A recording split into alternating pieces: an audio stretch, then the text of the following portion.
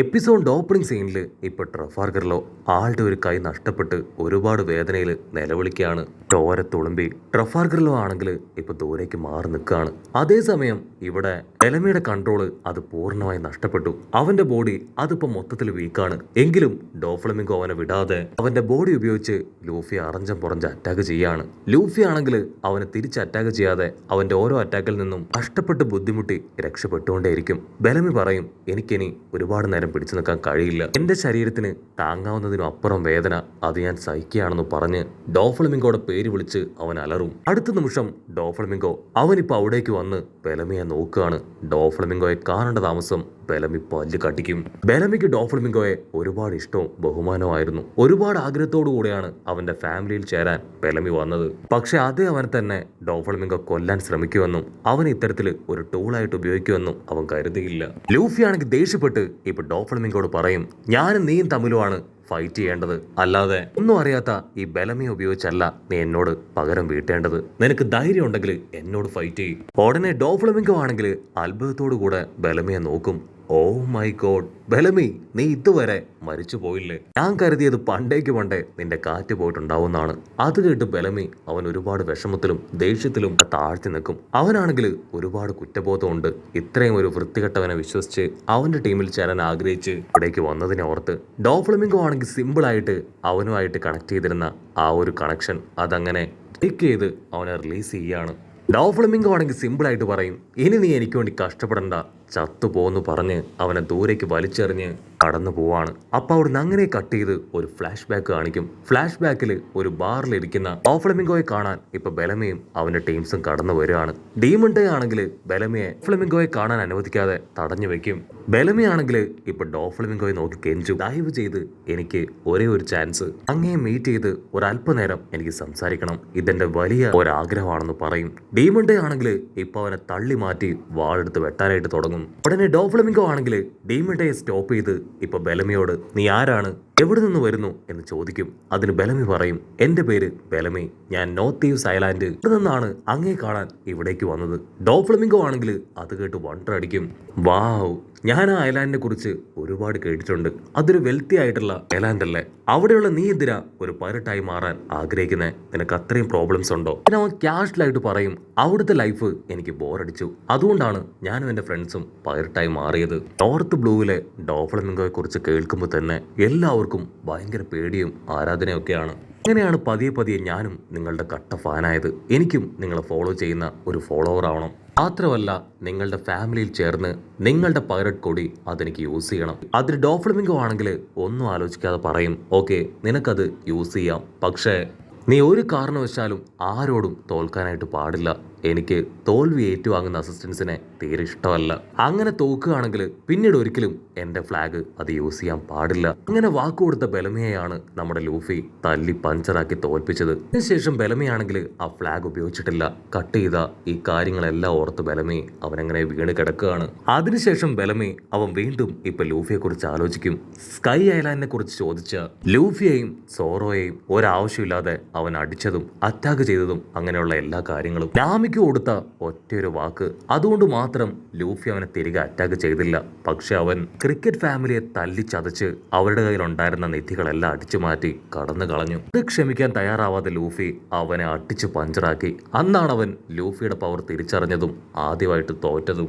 അതിനുശേഷം ബെലമിക്ക് ലൂഫിയോട് റെസ്പെക്ട് തോന്നി. പിന്നീട് മാക്ഷനിലേക്ക് വന്ന് ലൂഫി അവനെ സപ്പോർട്ട് ചെയ്തപ്പോ ലൂഫിയോടുള്ള സ്നേഹവും ബഹുമാനവും അത് ഇരട്ടിയായി മാറി. പക്ഷേ ബെലമിക്ക് മാച്ചിൽ ജയിക്കാൻ കഴിയാത്തതുകൊണ്ട് തന്നെ ഡീമൺ ഡേ ആണെങ്കിൽ ഡോഫ്ലമിംഗോ പറഞ്ഞതനുസരിച്ച് ലൂഫിയെ കൊല്ലാനായിട്ട് ബെലമിയെ പറഞ്ഞ് ഏൽപ്പിക്കും. പക്ഷെ അതിനുശേഷമാണ് അവർ സ്വപ്നത്തിൽ പോലും വിചാരിക്കാത്ത ഒരു കാര്യം നടന്നത്. ഡോഫ്ലമിംഗോ ഡെലിഞ്ചറിനെ ബെലമിയെ കൊല്ലാനായിട്ട് പറഞ്ഞയച്ചു. അവനാണെങ്കിൽ അത് വിശ്വസിക്കാനായിട്ട് കഴിയില്ല. അവൻ ആ കാര്യം ഡോഫ്ലമിംഗോട് നേരിട്ട് ചോദിക്കും. അതിന് ഡോഫ്ലമിംഗോ ബെലമിയെ നോക്കി കളിയാക്കി അത് സത്യമാണെന്ന് അവനോട് തന്നെ പറയും. ബെലമി ആണെങ്കിൽ ഈ കാര്യങ്ങളൊക്കെ ഓർത്ത് ഇപ്പൊ പതിയെ എഴുന്നേക്കാണ്. അതിന് ലൂഫി ആണെങ്കിൽ ബെലമിയോട് പറയും, നീ ഇവിടെ റെസ്റ്റ് എടുക്ക്, എനിക്ക് എത്രയും വേഗം എന്റെ ഫ്രണ്ട് ട്രഫാർഗറിലോ അവനെ രക്ഷിക്കണമെന്ന് പറഞ്ഞ് മുകളിലേക്ക് ചാടി ഓടുകയാണ്. ഇവിടായിരിക്കും ഒരു വമ്പൻ ട്വിസ്റ്റ്. ആ ബെലമി അവനവന്റെ കാലുകൾ ഇപ്പൊ സ്പ്രിംഗ് ആക്കി മാറ്റി ലൂഫിയെ അറ്റാക്ക് ചെയ്യാൻ വീണ്ടും അവന് നേരെ ചാടി ചാടി വരികയാണ്. ലൂഫി ആണെങ്കിൽ അത് കണ്ട് വണ്ടർ അടിക്കും. അവിടുന്ന് അങ്ങനെ ബ്ലാക്ക് ഔട്ട് ചെയ്ത പിക്ക. അവനാണെങ്കിൽ ഇപ്പൊ സോറോയെ വീണ്ടും അവനെ അറ്റാക്ക് ചെയ്യാനായിട്ട് അടുത്തേക്ക് വിളിക്കുകയാണ്. അടുത്ത നിമിഷം ഡെലിഞ്ചർ അവനാണെങ്കിൽ ഒരു കൂട്ടം ആൾക്കാരെ തല്ലി ചതച്ച് അവിടേക്ക് വരും. മറ്റൊരു ഭാഗത്ത് ബേബി ഫൈ അവളിപ്പോ ഒരുപാട് വിഷമത്തില് കൈ നോക്കി കരയാണ്. സായി, സത്യത്തില് ഞാനൊരു പാവല്ലേ, നീ എന്തിനാ എന്നെ ഇങ്ങനെ അറ്റാക്ക് ചെയ്യണേന്ന് ചോദിച്ച് അവനെ ഇമോഷണലി വീക്ക് ആക്കാനായിട്ട് ശ്രമിക്കുകയാണ്. ഇത് തിരിച്ചറിയാത്ത സായി ആണെങ്കിൽ അവളെ നോക്കി അങ്ങനെ നിൽക്കും. അവിടെ നിന്ന് അങ്ങനെ സീൻ കട്ട് ചെയ്ത് ഇപ്പൊ ഹൈറുദ്ദീനെ കാണിക്കും. ഹൈറുദ്ദീൻ ആണെങ്കിൽ ശ്വാസമൊക്കെ വലിച്ചു വിട്ട് നിൽക്കുകയാണ്. കാരണം ആ ജൈന്റ് മക്കോയ്സ് 10,000-ഉം 20-ഉം കിൻഡലൊക്കെ ആയി മാറി അവന്റെ ദേഹത്തേക്ക് വന്ന് അറഞ്ചം പൊറഞ്ചം വീണിരിക്കുകയാണ്. ഭാഗ്യത്തിന് ഹൈറുദ്ദീന്റെ കാറ്റ് പോയിട്ടില്ല. അവനാണെങ്കിൽ ഇനിയിപ്പോ എങ്ങനെ ഞാൻ അവനെ ഹാൻഡിൽ ചെയ്യും ചിന്തിച്ച് അങ്ങനെ കൺഫ്യൂസ്ഡ് ആയിട്ട് അവനെ തന്നെ നോക്കി നിൽക്കും. അവൻ നോക്കി നിൽക്കുന്ന ആ ക്യാപ്പില് മക്കോയ്സ് ജയന്റ് അവൻ 100 ടൺ വെയിറ്റില് അവന്റെ ദേഹത്തേക്ക് വന്ന് വീഴാണ്. ഇതിനാണെങ്കിൽ ഒരുപാട് വേദനയിൽ നിലവിളിച്ച് കരയാണ്. ഇവൻ ഇതൊന്നും പോരാന്ന് പറഞ്ഞ് ആ ജയന്റ് അവൻ വീണ്ടും വീണ്ടും അവന്റെ വെയിറ്റ് അത് ഡബിളും ത്രിബിളും ഒക്കെ ആക്കി മാറ്റി അവന്റെ കാല് കയ്യ് അങ്ങനെ ഒന്നൊന്നായിട്ട് എല്ലാം തന്നെ തല്ലി ഓടിക്കും. ആ ജയന്റ് മക്കോയ്സിന്റെ അസിസ്റ്റൻസ് അവരാണെങ്കിൽ അവന് കട്ട സപ്പോർട്ട് കൊടുക്കും. മാസ്റ്റർ കമോൺ കമോൺ, നല്ല രീതിയിൽ അവൻ അറ്റാക്ക് ചെയ്യാനൊക്കെ പറഞ്ഞ് അവർ ബൂസ്റ്റ് ചെയ്യാണ്. ഹൈറുദ്ദീൻ ആണെങ്കിൽ ഇനി അനങ്ങാനായിട്ട് കഴിയില്ല. അവൻ ഒരുപാട് വേദനയിൽ അവിടെ അങ്ങനെ അനങ്ങാതെ കിടക്കുകയാണ്. മക്കോയ്സിന് ഭയങ്കര സന്തോഷം. അവൻ അടുത്ത ഇരയെ തേടി അങ്ങനെ ഹായ് ആയിട്ട് നടന്നു പോകും. ജയന്റിന്റെ അസിസ്റ്റൻസ് ആണെങ്കിൽ ഹൈറുദ്ദീന്റെ അടുത്തേക്ക് വരും. അവരാണെങ്കിൽ അവനെ ചീത്തയൊക്കെ വിളിച്ച് കയ്യിൽ കിട്ടിയ സ്ക്വാഡും കട്ടയൊക്കെ വെച്ച് അവനെ അറഞ്ചം പൊറഞ്ച് അടിക്കുകയാണ്. എനിക്ക് കുറെ ഹൈറ്റും വെയിറ്റും ഒക്കെ ഉണ്ടെങ്കിൽ നീ വലിയ ആളാണെന്നാണ് നിന്റെ വിചാരം, ഞങ്ങളുടെ മുൻപിൽ ഇപ്പൊ നീ ഒന്നുമല്ലാന്ന് മനസ്സിലായില്ലേന്ന് ചോദിച്ച് അവരാണെങ്കിൽ നിർത്താതെ അവൻ അറ്റാക്ക് ചെയ്തുകൊണ്ടേയിരിക്കും. അതേസമയം ഇവിടെ ആ ജൈന്റ് വില്ലൻ അവൻ ചുറ്റും നോക്കും. അപ്പോഴായിരിക്കും ദൂരത്തായിട്ട് ഫൈറ്റ് ചെയ്യുന്ന പിക്കയും സോറോയും അവൻ കാണുക. അവനാണെങ്കിൽ ഇപ്പൊ സോറോയെ ലക്ഷ്യമിടും. യെസ്, ഇവനാണ് എന്റെ അടുത്ത ഇരാന്നൊക്കെ പറഞ്ഞ് അവൻ മനസ്സിൽ കാര്യമായിട്ട് എന്തൊക്കെയോ കാൽക്കുലേറ്റ് ചെയ്ത് അങ്ങനെ നടന്നു വരികയാണ്. ആക്ച്വലി നമ്മുടെ സോറോയുടെ പവർ അതവൻ അറിയില്ല. ഹൈറുദ്ദീൻ ആണെങ്കിൽ ഒരുപാട് വിഷമം തോന്നും.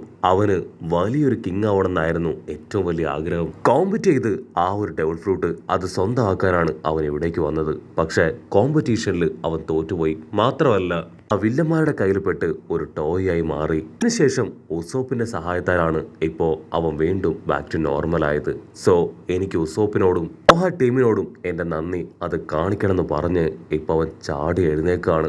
അതേസമയം ഇവിടെ ആ ജയന്റ് വില്ലൻ 1000 ടൺ വെയിറ്റുമായിട്ട് സോറോയ്ക്ക് നേരെ പറന്ന് അടുക്കുകയാണ്. അത് കണ്ട ഹൈറുദ്ദീൻ അവൻ സോറോയോട് പറയും, അവനെ കുറിച്ച് ഓർത്ത് നീ ടെൻഷൻ ആവണ്ട, അവനെ തകർക്കാൻ അവകാശപ്പെട്ടവൻ അത് ഞാനാണ്, ഞാൻ തന്നെ അവനെ തകർക്കും. ജയന്റ് ആണെങ്കിൽ ഫുൾ കലിപ്പില് ഇപ്പോ ഹൈറുദ്ദീന് നേരെ വരികയാണ്. ഹൈറുദ്ദീൻ ആണെങ്കിൽ ഒരു കൈ മാത്രമേ ഇപ്പൊ പ്രോപ്പറായിട്ട് യൂസ് ചെയ്യാൻ പറ്റൂ. 10,000 കിലോ വെയിറ്റുമായിട്ട് ആ ജയന്റ് അങ്ങനെ ഹൈറുദ്ദീന് നേരെ വരും. ഹൈറുദ്ദീൻ കൈ ചുരുട്ടി ഒരു ഒറ്റ ഇട്ടി. പക്ഷെ എന്താ, ഹൈറുദ്ദീന്റെ കൈയിലെ എല്ല് അതങ്ങനെ പൊടിയായിട്ട് ഒടിഞ്ഞു പോകും. ജയന്റ് വില്ലൻ ആണെങ്കിൽ സിമ്പിൾ ആയിട്ട് പറയും, ഹൈറുദ്ദീൻ നീ എന്തൊക്കെ ചെയ്തിട്ടും യാതൊരു കാര്യമില്ല. ഇപ്പൊ എനിക്ക് 10,000 കിലോ വെയിറ്റ് ഉണ്ട്, എന്നെ പ്രിവെന്റ് ചെയ്യാൻ നിന്നെ കൊണ്ടാവില്ല. അവനത് പറയേണ്ട താമസം ഹൈറുദ്ദീൻ നിന്ന സ്ഥലം അതങ്ങനെ തകർന്ന് അവൻ താഴേക്ക് പോകും. കൺട്രോൾ പോയ ഹൈറുദ്ദീൻ ആണെങ്കിൽ അവന്റെ മുഴുവൻ പവറും എടുത്ത് ആ ജയന്റ് വില്ലനെ ഒരൊറ്റ അടി. അവന്റെ ഷീൽഡ് തകർന്ന് ഇപ്പൊ ആ ജയന്റ് അവൻ സ്ട്രെയിറ്റ് ആയിട്ട് മുകളിൽ പോയി ആ സ്ട്രിങ്ങിൽ ഇടിച്ച് ഒരുപാട് പരുക്കുകൾ പറ്റി താഴേക്ക് വീഴും. അവന്റെ മുകളിലേക്ക് ആ ഹൈറുദ്ദീൻ ഒരനക്കവും ഇല്ലാതെ അങ്ങനെ വീണ് കിടക്കുന്നതോട് കൂടെ ഈ ഒരു എപ്പിസോഡും അവസാനിക്കുന്നു. എപ്പിസോഡ് ഇഷ്ടപ്പെടുകയാണെങ്കിൽ തീർച്ചയായിട്ടും ലൈക്ക് ചെയ്യാനും കമന്റ് ചെയ്യാനും ഷെയർ ചെയ്യാനും മറക്കല്ലേ. അടുത്തൊരു അടിപൊളി എപ്പിസോഡുമായിട്ട് കാണുന്നവരെ it's me with Mallu episode.